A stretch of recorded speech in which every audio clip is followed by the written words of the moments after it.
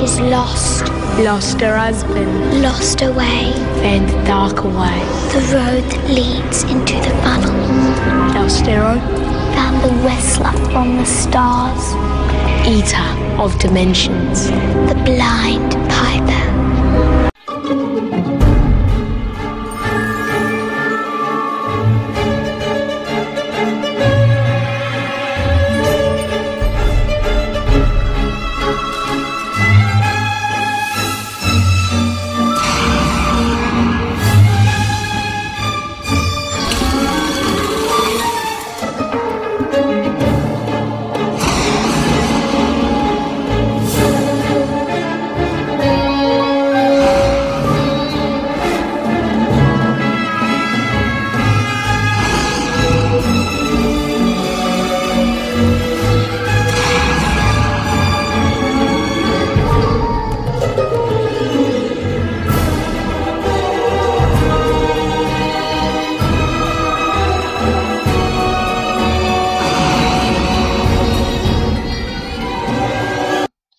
Hello everyone and welcome to another episodic review by Centipede Geek. Today I'm going to talk about the Fox television series by the name of The Following.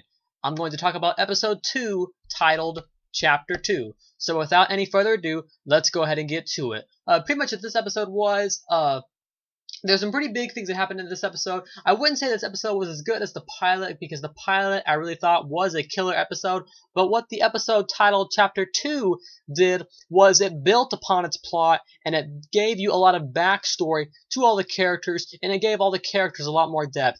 And let me talk about that for a little bit. We learned about when Kevin Bacon's character and then James Purefoy's wife's character, we learned about how when they first had their affair, how the affair I think happened shortly after the divorce, and the affair happened for roughly about 2 months. We saw that first encounter and what happened with that. Like I said, the killer's son has been taken. He took the son, that way he would have a chance to talk to his wife. We also found out that the gay neighbors aren't actually gay. They're just men posing as that. And it seems that one of them is getting very jealous because now the nanny or the babysitter of the kid that was taken has now come into the picture. And it seems that James Purefoy's character, back when he was a teacher in college teaching Edgar Allan Poe, it seems that he sets her up with a certain guy. And that guy, he's not gay, but he is a little jealous because it used to be about them hanging out as friends. And now it's about the girl and him. So one of those guys is getting very jealous, and it looks like, if you ask me at least, it looks like it could have some violent results later on in the series. Overall, I thought this was a really great episode. We also saw Geordi. I don't want to give too much away about what happens, but you see Geordi a lot more. You see him kill a few people. You see what his true intentions are overall, and I really enjoyed that. Let me just read this plot consensus here real quick to see if there is anything else that happens that I didn't touch up on. Let's see.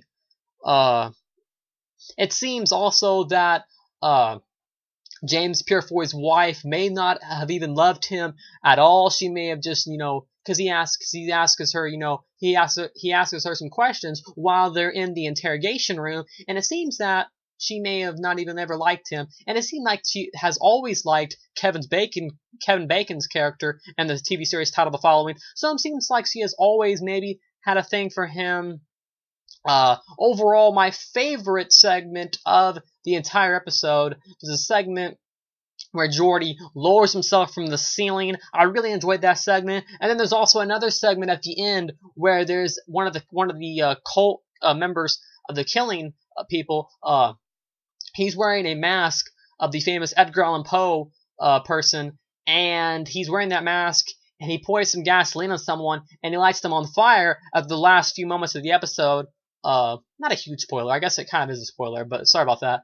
But anyways, I just wanted to tell you something I liked about it. But I really liked that shot. It was really sort of haunting and a menacing shot, and I really enjoyed that. I kind of liked how they walked into, I forget whose house it was, but they walked into someone's house and had all these, Nevermore all over the walls, and all these Edgar Allan Poe things, or Edgar Allan Poe mask, and, there were drawings of James Purefoy on the walls, and you could really see how much they idolize him, and he really is the person that they look up to and the leader of the cult, or as they call it, the following.